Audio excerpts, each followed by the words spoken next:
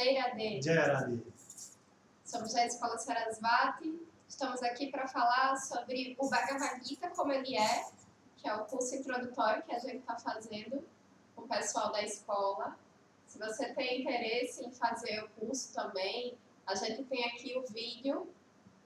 Se você dá uma olhada aqui no canal da escola, tem o vídeo de todos os capítulos que a gente fez até agora. A gente está aqui no 9º capítulo e a gente vai estar falando sobre essa ciência do yoga, que é a conversa de Krishna com Arjuna.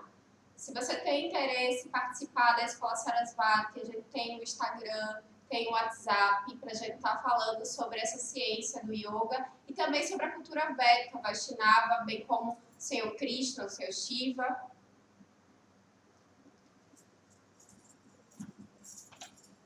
Nós estamos então aí no capítulo 9, é a parte média do texto, tá? O texto são 18 capítulos, sendo que os 6 primeiros capítulos formam a capa do conteúdo do Gita, porque ele traz uma base para que a gente chegue até aqui, tá? Então aqui a gente está explicando agora o capítulo 9, vamos estar estudando, lendo o capítulo e trazendo algum esclarecimento, algum estudo, para que a gente possa aprofundar e entender melhor o tema que está sendo tratado. O capítulo 9 ele vai tratar sobre o conhecimento mais confidencial. Aqui é um ponto onde Krishna ele vai transmitir o conhecimento para aqueles que são devotos, para que anteriormente deve ter uma base para poder chegar aqui. Okay? Sobre Sankhya Yoga, a diferença entre matéria e espírito, sobre Karma Yoga, o trabalho desinteressado da ação frutiva, e todo esse conhecimento que a gente viu até agora. Então volta lá, curte a página, curte o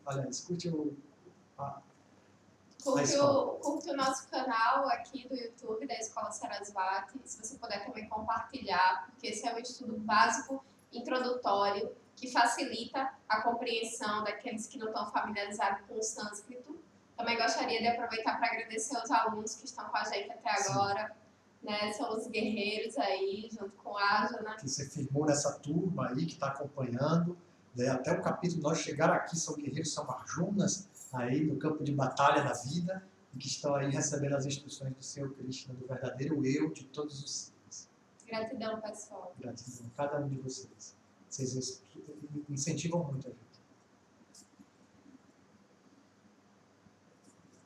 Om Namo Bhagavate Vasudevaya. Om Namo Bhagavate Vasudevaya. Om Namo Bhagavate Vasudevaya. Om Namo Bhagavate Vasudevaya. Om Namo Bhagavate Vasudevaya. Om Namo Bhagavate Vasudevaya. Om Namo Bhagavate Vasudevaya. Om Namo Bhagavate Vasudevaya. Bhagavad Gita como ele é. Capítulo 9. O conhecimento mais confidencial. A Suprema Personalidade de Deus disse: Meu querido Arjuna, porque nunca me invejas, transmitirei a ti este conhecimento e sabedoria muito confidenciais. Conhecendo-os, ficarás livre das misérias da existência material. Este conhecimento é o rei da educação, o mais secreto de todos os segredos. É o conhecimento mais puro e, por conceder a percepção direta do eu, é a perfeição da religião. Ele é eterno e é executado alegremente. Aqueles que não são fiéis neste serviço devocional não podem me alcançar, ó subjugador dos inimigos. Por isso, eles voltam a trilhar o caminho de nascimentos e mortes neste mundo material. Então você vê aí essa primeira sessão, tá certo? Do capítulo 9. Esse capítulo 9, de certo, é um dos capítulos mais importantes do conteúdo do Gita.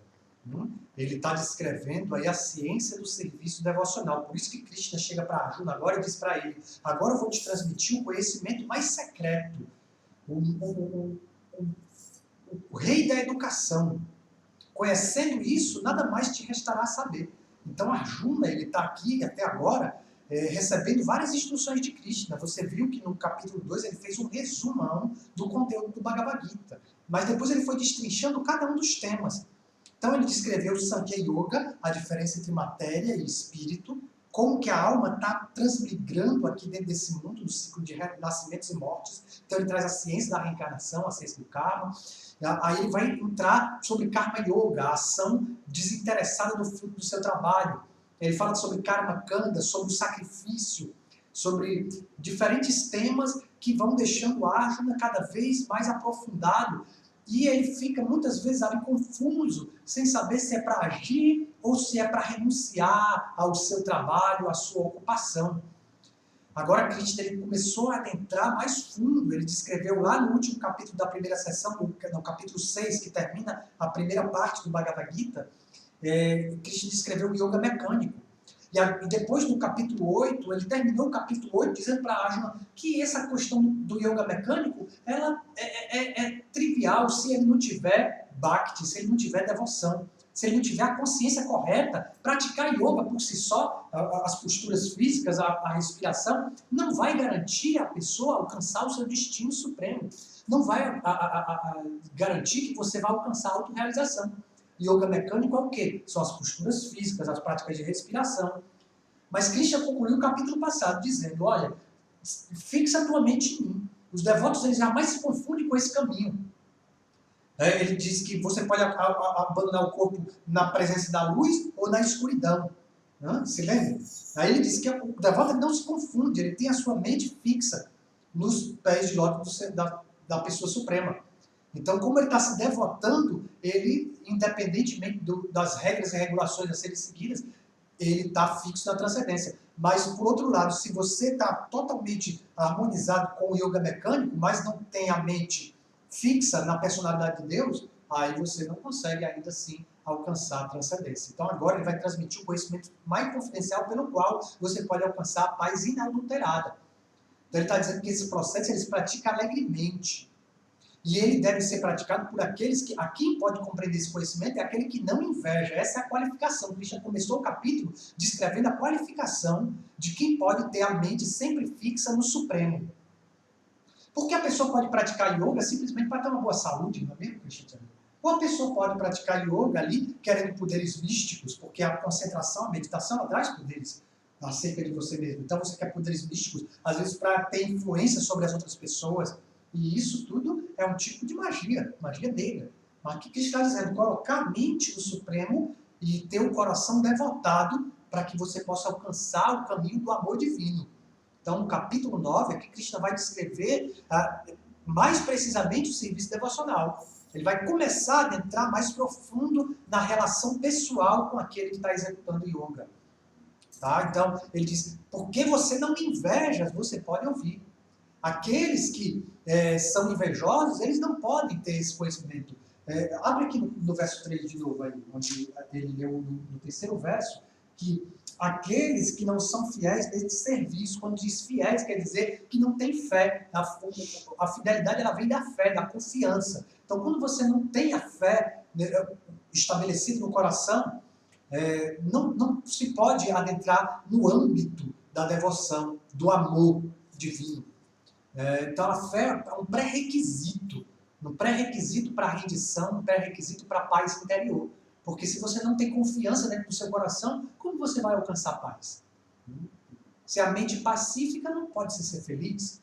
Então ele está dizendo que é necessário ter fé e não ter inveja da personalidade de Deus, da pessoa suprema. Muitas vezes as pessoas tratam aqui, como ele vai ser descrito mais adiante, a questão do impersonalismo, de ver Deus impessoal e dizer, tudo é Deus, eu sou Deus também, então eu vou meditar que eu sou Deus. Mas isso não é muito bom para a alma, porque Deus ele nos ensina que é melhor servir do que ser servido. Tá? Então, o caminho do serviço devocional ele vai nos guiar no caminho do amor divino. Não é no caminho do alto ego, da vaidade espiritual. Tá? É o caminho da humildade, o caminho da entrega, da rendição. É isso que Krishna vai estar tratando com Arjuna agora, para que ele possa entender o caminho da ação devocional, da ação que está devotada ao bem de todos os seres. Ele também fala das misérias, né? Você vai se libertar das misérias desse mundo. É um ponto importante tocar. Existem 3 classes de misérias, que são chamadas klesha. Existem 3 tipos de klesha dentro desse plano material. Quando você encarna, você está exposto às misérias causadas por distúrbios naturais. Pode ser uma enchente, uma seca. Tudo isso são distúrbios que a gente está exposto aqui na natureza. Essa é a Adidaiva Klesha. Aí tem as misérias causadas por outras entidades vivas, que são um mosquito que te pica, um vírus que chega. São misérias, um ladrão que vem, um governo corrupto, alguma coisa que está te trazendo miséria, através de outro ser vivo. E tem as misérias causadas pela própria mente, quando está tudo certo, tudo bem, e a minha mente fica me maltratando, dizendo que eu estou infeliz, que está faltando alguma coisa. Então, são essas 3 classes de misérias que a gente está sujeito aqui ao nascimento e da morte. Mas aquele que segue o caminho do serviço devocional, ele vai se libertar disso, porque ele tem aí um pronto salvador. Ele tem uma confiança, uma relação com a pessoa suprema, dentro de si e em tudo que lhe serve. Então, essa foi a primeira sessão temática do estudo. E a gente vai para a segunda sessão, que fala sobre os poderes de Deus. Sob minha forma imanifesta, eu penetro este universo inteiro. Todos os seres estão em mim, mas eu não estou neles. E mesmo assim, os elementos criados não repousam em mim. Observa a minha opulência mística. Embora eu seja o mantenedor de todas as entidades vivas, e apesar de estar em todos os lugares, não faço parte desta manifestação cósmica, pois meu eu é a própria fonte da criação. Compreende que assim como o vento poderoso que sopra em toda parte, sempre permanece no céu, todos os seres criados repousam em mim. Ó filho de Kunti, no final do milênio, todas as manifestações materiais entram em minha natureza, e no começo do próximo milênio, por minha potência, eu as recrio. Ó Dhananjaya, nenhum desses trabalhos pode atar-me. Eu estou sempre desapegado de todas essas atividades materiais, como se estivesse neutro. Esta natureza material, que é uma das minhas energias, funciona sob minha direção, ó filho de Kunti, produzindo todos os seres móveis e inertes, obedecendo-lhe ao comando. Esta manifestação é criada e aniquilada repetidas vezes.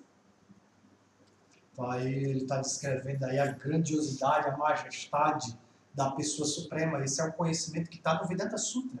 O Vedanta Sutra ele diz assim que Deus é um sem um segundo. Ou seja, não existe nada além de Deus. Não existe um poder concorrente que se equipare, que possa dizer que é concorrente ao dele. Ou não existe nada além dele. Todos os seres vivem dentro dele. Um ótimo exemplo é o exemplo do útero da mãe. A criança está no útero da mãe e imagine o feto dentro do útero da mãe. Se ele abrir o olho e olhar para o lado, tudo que ele vai ver ali ao redor dele é a mãe dele. Se ele fechar o olho e olhar para dentro, tudo que ele vai ver lá dentro dele é a mãe dele. Então a mãe dele está tanto dentro dele quanto fora dele. Ele está conectado ali pelo cordão umbilical. Ele é como se fosse uma parte da mãe crescendo. Então todos os seres, tudo que existe, seres móveis e imóveis, inertes e vivos, todos os seres vivem dentro da existência da pessoa suprema. E isso é chamado Brahman. Então muitas pessoas, quando adentram nesse conhecimento do Brahman, que é o espírito que tudo permeia, que dá vida a tudo que vive, então acaba percebendo que Deus ele tem esse aspecto impessoal, sem atributos, sem forma, sem pessoa, que é universal, que adentra em tudo. Então esse aí é o espírito da unidade. Esse é um aspecto de Deus. Veja que Krishna está dizendo que ele não se limita a esse aspecto impessoal. Ele está dizendo que todos os seres existem dentro dele, está tudo dele, mas ele não está ali com os seres, ele se mantém à parte também. Isso por um certo modo de percepção, porque as palavras não podem alcançar a majestade do divino. As palavras não podem, então Cristo às vezes fala de um jeito e de outro jeito depois, porque ele está mostrando que inconcebivelmente é e não é. Então, ao mesmo tempo que ele é tudo, ele se está à parte de tudo.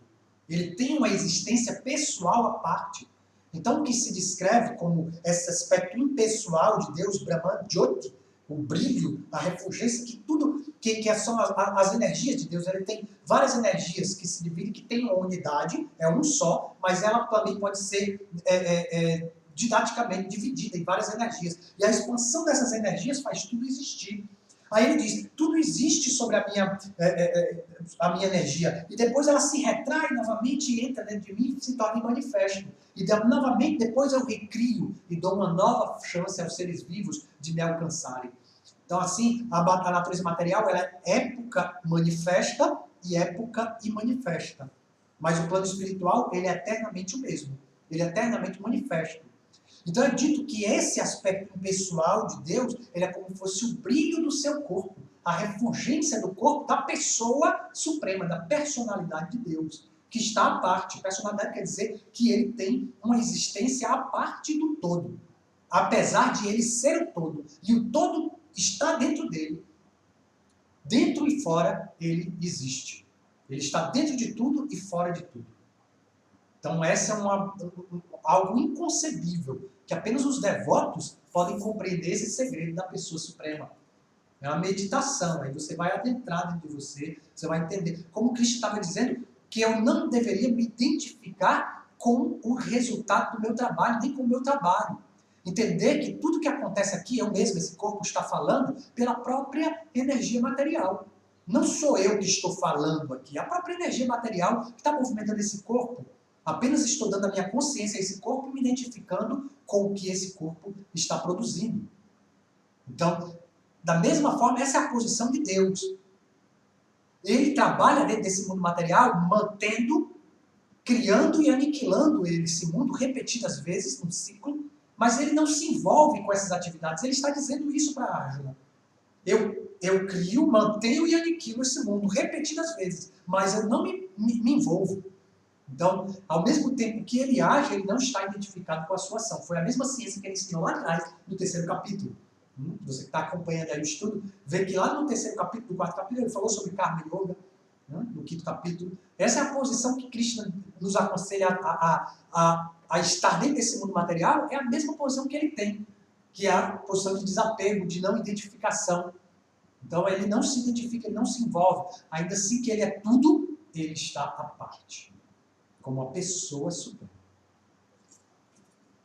Terceira sessão temática, do verso 11 ao verso 25, a gente vai falar sobre as impurezas do impersonalismo.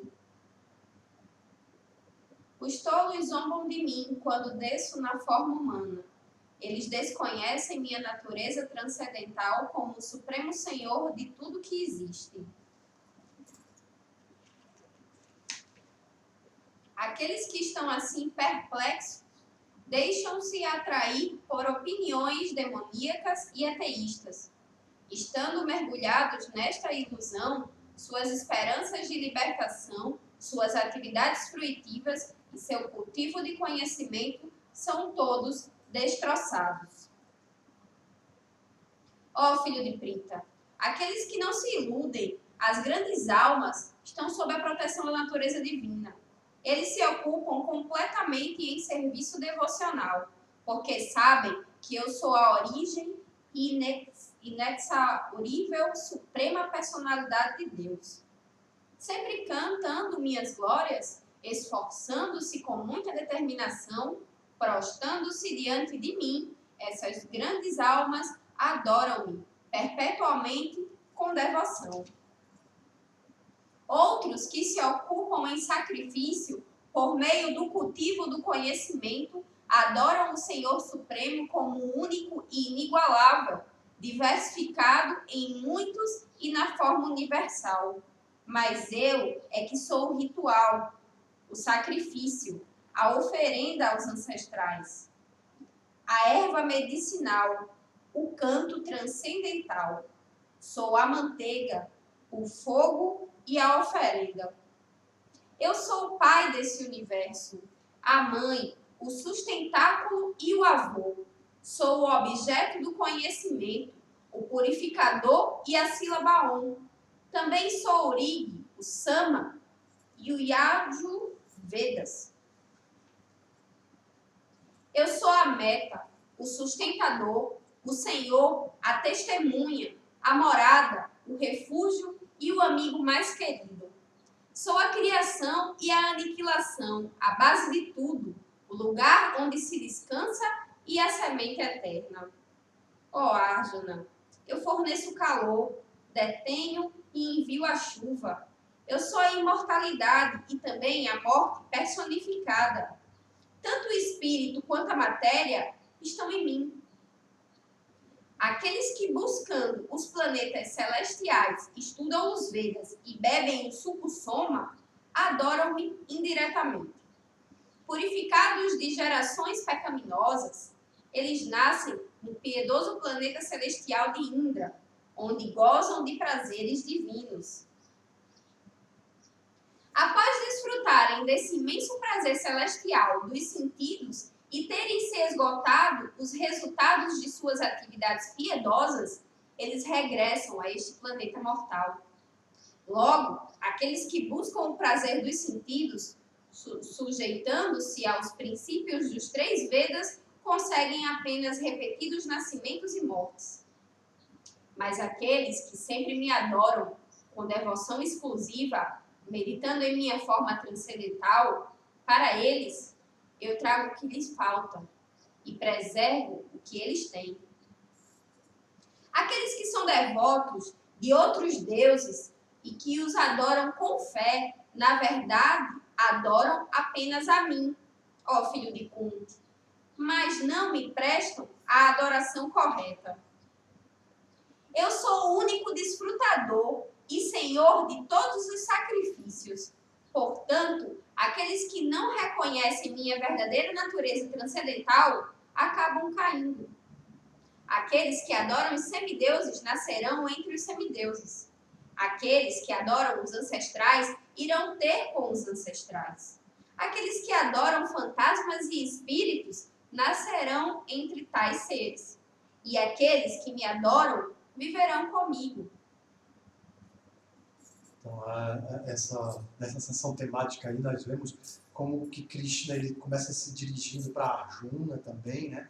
Ele chama Arjuna de Dhananjaya. Dhananjaya quer dizer um conquistador de riquezas, porque esse conhecimento é a verdadeira riqueza da alma. Então ele começa a sessão dizendo assim: os tolos zombam de mim quando eu desço sobre a forma humana. Eles não conhecem a minha natureza eterna, divina, imutável e suprema. Então, de tempos em tempos, como foi visto no capítulo 4, Krishna aparece dentro desse mundo material. Ele aparece através do que se chama a doutrina do Avatar. Avatar é aquele que desce, é aquele que vem do alto pela sua própria vontade. Krishna disse lá atrás, no capítulo 4, aquele que conhece o propósito do meu nascimento e desaparecimento desse mundo material, jamais volta a nascer. Então, entendendo a ciência do Avatar de Deus, das encarnações divinas, aí a pessoa ela se liberta do ciclo de nascimentos e mortes. Tá? Entender a posição de Deus é saber que ele não vem aqui nesse mundo porque ele é forçado a nascer. Às vezes a gente tem aí pessoas que dizem assim, a gente fez um acordo para poder vir e tudo. Mas a gente tem que entender que esse acordo aí é mais ou menos forçado, tá certo? Você é forçado a nascer por causa do seu trabalho. Cada um de nós aqui estamos presos, atados ao resultado do nosso trabalho. Nós somos forçados a sofrer ou a desfrutar o resultado das nossas ações piedosas ou impiedosas. Quando eu cometo atividades impiedosas, eu vou sofrer. Quando eu cometo atividades piedosas, eu sou obrigado também a desfrutar aquele resultado, porque estou apegado, estou identificado. Eu quero o resultado do meu trabalho. Eu tenho um interesse mesquinho por detrás de cada atividade que eu faço. Eu tenho um interesse pessoal, então a natureza ela vai me devolver. E eu vou ser obrigado a assumir um corpo pelo qual eu possa cumprir o meu karma, o resultado do meu trabalho, tá certo? Mas Deus não. Ele está dizendo aqui, ele não vem aqui porque ele é forçado. Então, alguns materialistas zombam das encarnações de Deus, quando ele vem na forma humana de vida, e acham que você está adorando um ser humano comum, um mortal, alguém que está ali preso ao ciclo de nascimentos e mortes. Aí Cristo está dizendo assim, algumas pessoas adoram o imanifesto, e vão fazer diferentes rituais, meditações, para adorar o impessoal. Ele diz, mas eu é que sou o ritual, eu sou a oferenda que você está fazendo ali no fogo do sacrifício. Eu sou o mantra que você canta, eu sou a oração que você recita. Ele está dizendo ali como pessoa, não é algo impessoal. Ele está dizendo que a encarnação de Deus é uma pessoa, ele é a fonte de tudo, porque é onde a gente consegue se conectar com Deus pessoalmente. Cada um de nós que estamos encarnados, estamos num corpo, num repositório, num corpo, e estamos personalizados. Estamos aqui, somos pessoas. Eu sou uma pessoa, Cristian Tiago é uma pessoa, você aí é uma pessoa. Todos nós temos a nossa individualidade pessoal e Deus também tem para poder desenvolver uma relação com você.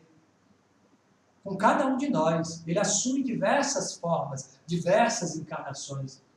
E na sua encarnação pessoal, ele é ali a forma pela qual você pode entrar em contato com o divino. Aqui também abre-se uma outra reflexão que Jesus Cristo nos trouxe. Jesus Cristo também é a encarnação de Deus. Alguém pode zombar dele, dizer que ele não é Deus. Né? Mas a encarnação de Deus é a própria manifestação do divino ali na forma humana, na forma pessoal, na forma que consegue desenvolver uma relação com você. Então ali Jesus dizia assim, olha, toda vez que você der comida para alguém, dá para mim. É a mim que você está alimentando. Cristo vai dizer a mesma coisa ali mais adiante. Porque quando a gente vai ver a personalidade de Deus, quando a gente tem uma relação pessoal com Deus, com o divino, então a gente é capaz de ver em toda parte como alguém está apaixonado por Deus, pelo divino, e ver o seu amado em toda pessoa, nos olhos de quem está sofrendo e vai dar uma mão. Né? Então esse é um relacionamento pessoal que temos com ele. Esse é o método do serviço devocional, esse é o grande segredo do serviço devocional. Ele vai além do aspecto impessoal, do todo penetrante, de que eu sou Deus. Não, eu sou um servo de Deus. Quando eu vejo Deus como uma pessoa, eu estou me colocando na posição de servo. E essa é a grandiosidade do serviço devocional puro, tornar-se um devoto puro. Quer dizer que eu não vou ser um devoto só enquanto eu não realizar a minha unidade com Deus. Né? Eu vou adorar a forma de Cristo, de Radha Krishna ali, vou oferecer incenso, lamparina, mas com o propósito de que realizar que eu e Cristo somos um só. Não, isso aí não é serviço devocional puro. Isso aí é serviço devocional contaminado com o desejo de liberação. Tá? Ele não tem o desejo puro de ser um servo. Então, quando você tem o desejo puro de ser um servo, aí você pode despertar o amor divino. De ser um servo eterno. Então, existe Deus adorador e Deus adorado. O devoto, ele está na plataforma de Deus. Ele vai falar aqui mais na frente, devoto, eu considero tal qual é o mesmo. Deixa que eu falar, né? Para você entender. Porque aqui ele está descrevendo aí as impurezas da adoração a semideuses. Aqueles que adoram querendo um resultado frutivo, quer dizer, semideus, quer dizer que você adora um poder determinado para que aquele poder possa te satisfazer. Você pode chamar até mesmo Cristo ou Jeová, mas na verdade está adorando o semideus porque você está querendo algo em troca. Você está querendo ali um benefício que ele lhe dê de dinheiro, de facilidades, até de saúde. A gente tem que se render. Que tire sua dor. Que tire seu sofrimento. Claro, enquanto a gente está sofrendo, a gente não pode praticar serviço devocional puro, porque a gente está querendo alívio do sofrimento. Mas devemos caminhar para isso. Conseguir alcançar o estado de equanimidade da mente. Por que Cristo descreveu lá atrás o conhecimento do yoga mecânico? Para te ajudar a firmar-se na paz interior, para que você consiga encontrar paz e aí você possa passar a prestar serviço devocional. Enquanto você estiver sofrendo, você não pode prestar serviço devocional. Você está prestando uma adoração querendo ao menos alívio da sua, ao menos paz mental. Sim. Mas quando você alcançar o estágio de equanimidade, aí é que você pode começar a prestar serviço devocional desinteressado de fato. Que é um Atmarama. O Atmarama é aquele que é autossatisfeito, que alcançou a paz de espírito a tal nível que ele pode prestar um serviço amoroso. livre de interesses.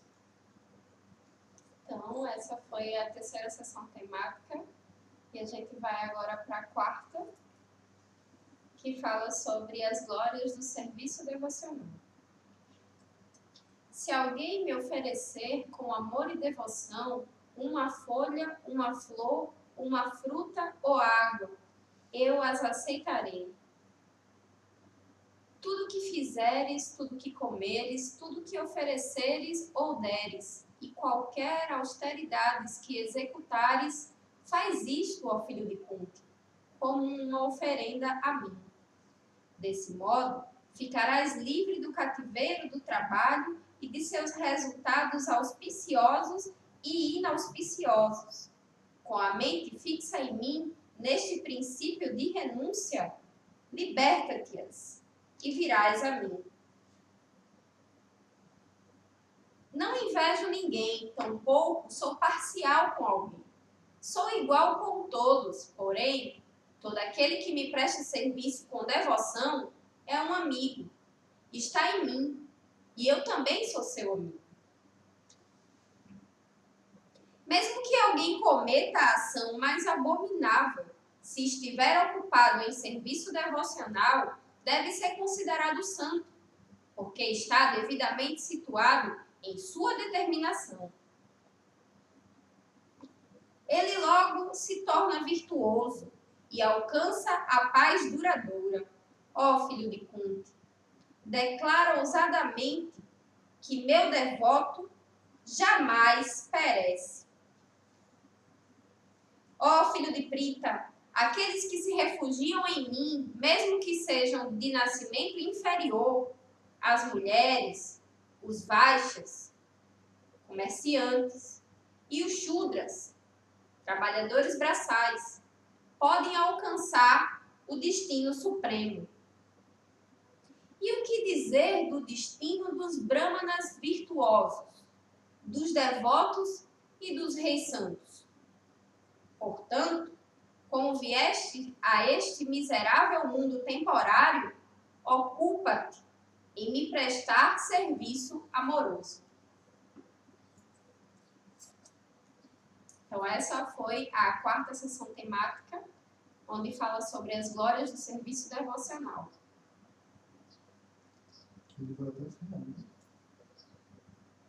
Ocupa-te tua mente em pensar sempre em mim. Torna-te meu devoto. Oferece-me reverências e me adora. Estando absorto por completo em mim, com certeza virás a mim. Neste ponto, encerram-se os significados Bhaktivedanta do 9º capítulo do Srimad Bhagavad Gita, que trata do conhecimento mais confidencial. Om Namo Bhagavate Vasudevaya. Om Namo Bhagavate Vasudevaya. Om Namo Bhagavate Vasudevaya. Om Namo Bhagavate Vasudevaya. Om Namo Bhagavate Vasudevaya. Om Namo Bhagavate Vasudevaya. Om Namo Bhagavate Vasudevaya. Om Namo Bhagavate Vasudevaya.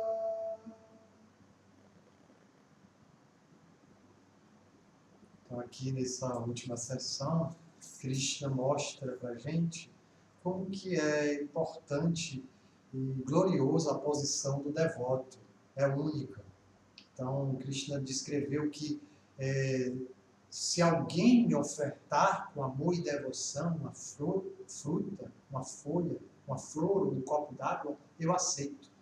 Então, qualquer um que tente se aproximar da pessoa suprema e com o coração puro lhe ofereça ali algum artigo de enfeite, de beleza, de refrescância, como a água, como a flor, como o seu próprio corpo, que você ofereça algo a Deus, Ele aceita pessoalmente. Quer dizer que Krishna ele vai desenvolver um relacionamento com aquele que se aproximar dele. Isso é maravilhoso.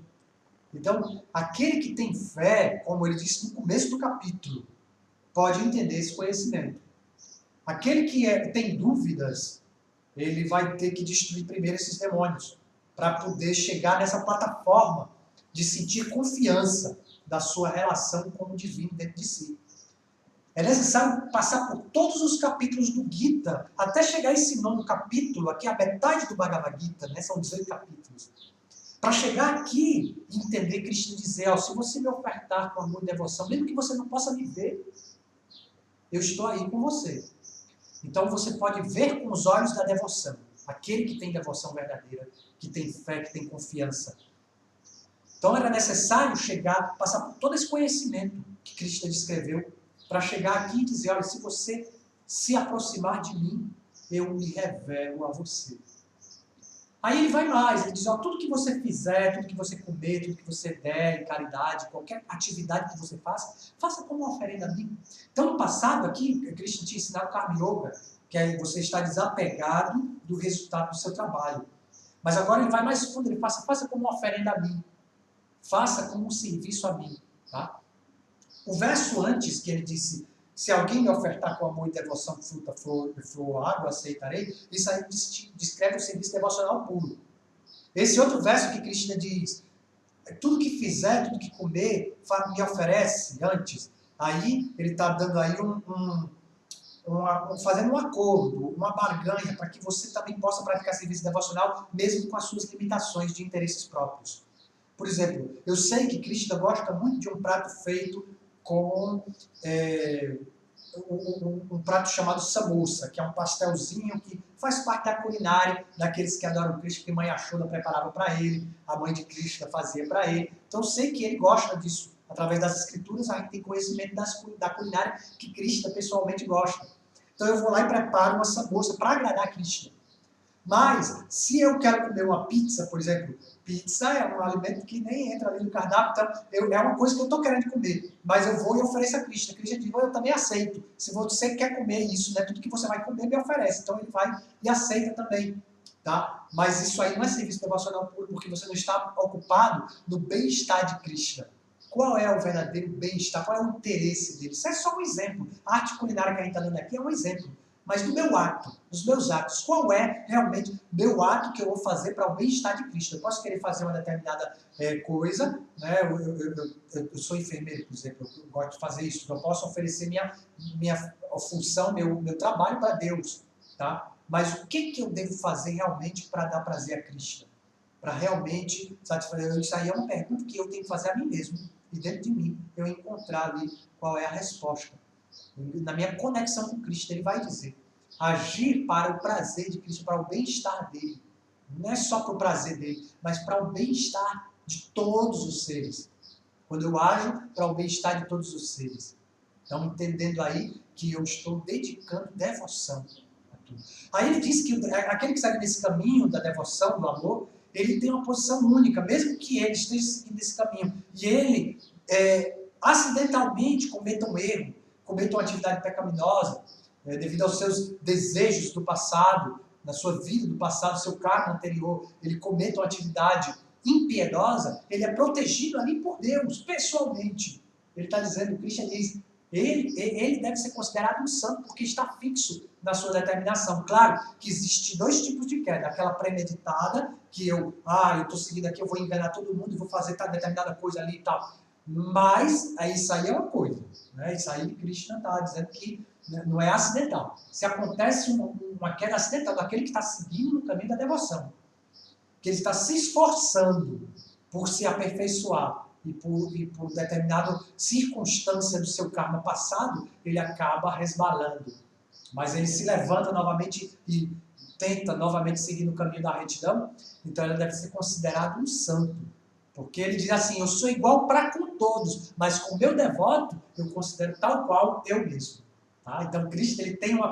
Aí alguém pode acusar Krishna de ter o pecado da parcialidade, de ser parcial com os seus devotos. Mas para um devoto isso não é uma desqualificação de Deus, mas é um ornamento. Ele é chamado, então, Bhakta Vatsalya. É um dos nomes de Krishna. Bhakta Vatsalya quer dizer o amante do seu devoto. Então, aquele que se rende a Krishna, que quer desenvolver uma relação pessoal com Krishna, ele começa a tratá-lo como um amigo. Então, não é que ele vai ser parcial, mas ele trata de uma forma diferente. Krishna vai tratar o devoto de uma forma diferente porque ele é o guia do devoto, ele é o mestre do devoto, ele vai aparecer no coração do devoto. É diferente do impersonalista. O impersonalista é aquele que cultiva Deus como uma relação com Deus da forma impessoal. Esse que cultiva a relação impessoal com Deus, tudo depende do seu próprio esforço, tudo depende da sua própria capacidade. É muito difícil. É como querer atravessar o oceano nadando, sozinho. Mas aquele que se refugia nos pés de lótus de Deus, nos pés de lótus de Krishna, ele vai cruzar o oceano da existência material como aquele que pula a pegada, todo o oceano material ele se torna tão fácil de atravessar como uma poça de água na pegada de um bezerro. Esse é o exemplo das Escrituras. Ou como um barco seguro, o qual eu atravesso o oceano da existência material. São os pés de lótus de Krishna. Os pés de lótus de Krishna são um barco seguro que nos faz atravessar essa existência material. Por isso que Krishna termina o capítulo dizendo: pensa sempre em mim. Ou seja, coloca a tua mente o tempo inteiro na personalidade de Deus, na tua relação amorosa com Deus. Tenta desenvolver uma relação de amizade, de servidão pelo menos, de amizade, ou até mesmo de amor conjugal, onde vê que Deus é o seu esposo, né? Que Krishna é o meu amante. E ele está presente em toda parte, assim como uma pessoa que está apaixonada, uma moça que está apaixonada, e vê o seu namorado em tudo que olha, tudo faz lembrar ele. Não é verdade? A pessoa que está apaixonada, vê o vento batendo nas folhas, como eu me lembro do meu amor, desse vento. Então, da mesma forma que a mente se apaixona por objetos materiais, por corpos materiais, se apaixona pelo divino dentro do seu coração, dentro de você. Krishna é muito doce. E ele está aqui mostrando como é doce a devoção desde os seus primeiros passos. Mesmo quando a gente está ali se esforçando, cantando mantra, ou oferecendo um alimento antes de comer. Mesmo quando a nossa mente ainda está apta para comer aquele alimento logo, mas eu vou me segurar um pouquinho, vou oferecer, vou cantar um mantra. Mas Krishna está ali nessa doce relação, como é doce a relação de Deus com o seu devoto. E mais doce ainda é a relação com o amor divino, que é a devoção em si, Shri Radha. Shri Radha é a própria devoção. É quando você adora a devoção no seu coração. Então, que adoremos esse casal divino, Shri Radha Krishna, em nossos corações, em nossa mente, a toda hora, a todo momento, na nossa respiração, sendo penetrado pelo alento que vem de Deus, sendo penetrado pela divindade, que está presente no ar que eu respiro. Jai Radha. Jai Radha. Com gratidão, pessoal, a gente concluiu aqui o 9º capítulo do Bhagavad Gita, como ele é, e a gente está aqui fazendo esse curso introdutório. É importante a gente refletir como que o Arjuna, que é o devoto, né, dessa conversa com Krishna, que ele fala no começo que ele não é invejoso. Então, eu vou te contar como que você deve fazer. Então, a gente sempre observa que em todos os capítulos ele está conversando com um amigo dele. E é um devoto. O devoto, ele se torna o amigo de Krishna. E mediante a situação que a gente está passando aqui, né, com essa calamidade mundial, as pessoas estão começando a fazer yoga, né, estão se centrando mais, obrigatoriamente em casa, reclusos. E a gente já falou sobre o yoga mecânico, mas esse aí, o Gita, ele ensina também o yoga devocional Bhakti. Então, se você firmar sua mente no divino, você não tem como ficar inseguro, como sentir medo, porque ele está ali como seu amigo mais querido.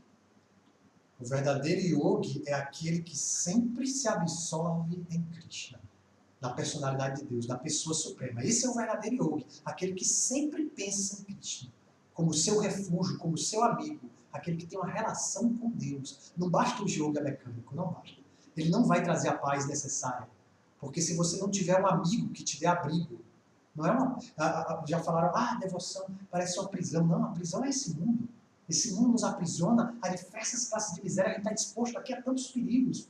nessa prisão desse mundo material, na prisão desse corpo, da minha mente, que me faz sofrer. Mas Cristo, ele é o abrigo, ele é o amigo mais querido. Ele está ali dando refúgio, e aí ele pode te dar realmente a verdadeira paz. Não adianta só praticar yoga mecânico, não adianta fazer asana de cabeça para baixo, se você não tiver o refúgio na pessoa suprema, dentro do seu coração. Jaya. Jaya.